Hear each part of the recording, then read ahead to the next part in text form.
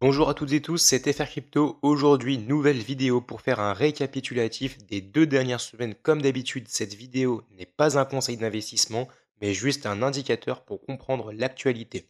Bitcoin flirte encore avec les 100 000 $ et ce, malgré les nouvelles taxes annoncées par Donald Trump. Pendant ce temps, les marchés actions montent, les cryptos explosent alors que l'économie mondiale, elle, vacille.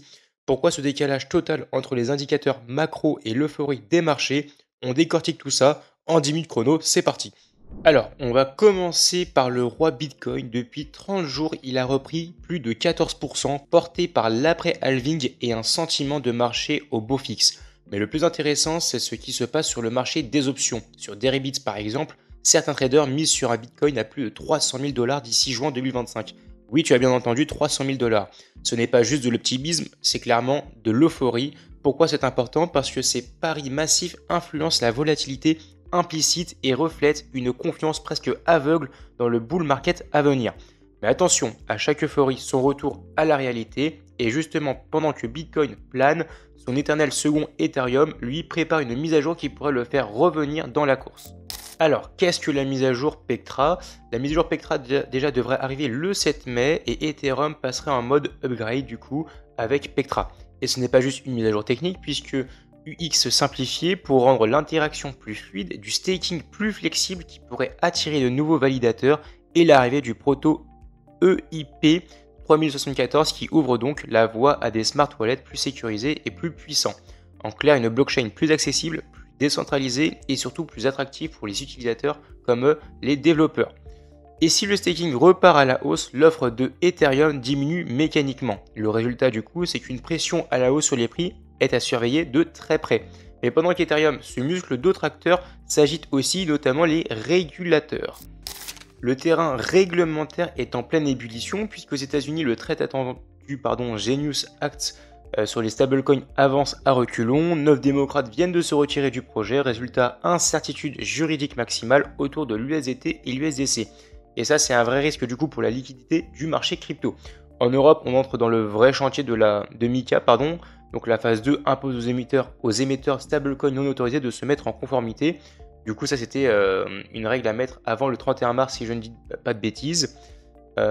Sinon, du coup, interdiction pure et simple. Et d'ailleurs, ceux qui étaient en USDT en Europe ont dû sûrement le remarquer.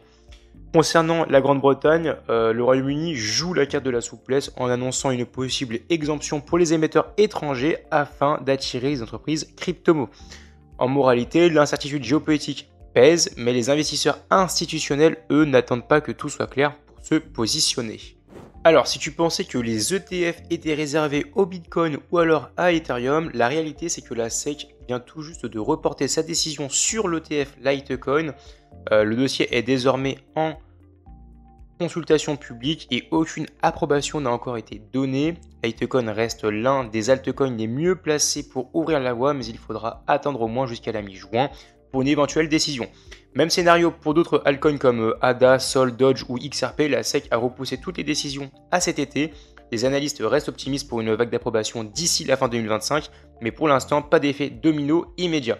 Alors, est-ce que tu te souviens de la folie Notcoin, des clics des tokens, de la hype partout, mais cette semaine, coup de tonnerre, Notcoin annonce que le modèle Tap to Earn, c'est fini, trop de clones, pas assez de fun, et clairement, les joueurs veulent autre chose. Aujourd'hui, place à la vraie expérience de jeu.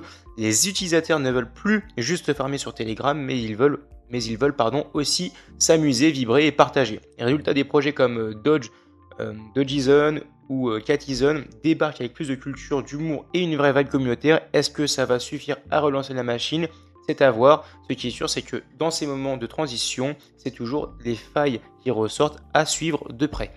On va désormais passer aux mauvaises nouvelles, les hacks d'avril-mai. Un petit point sécurité, le mois d'avril a été sanglant côté cybersécurité, plus de 92 millions de dollars volés.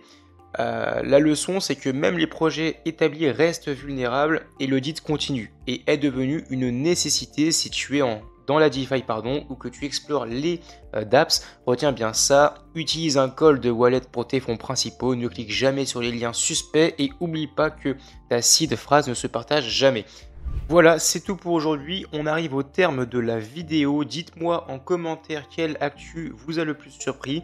Je vous laisse liker, vous abonner et activer la cloche pour ne jamais rater un épisode de l'actualité crypto. A très vite sur FR Crypto et je vous dis à la prochaine.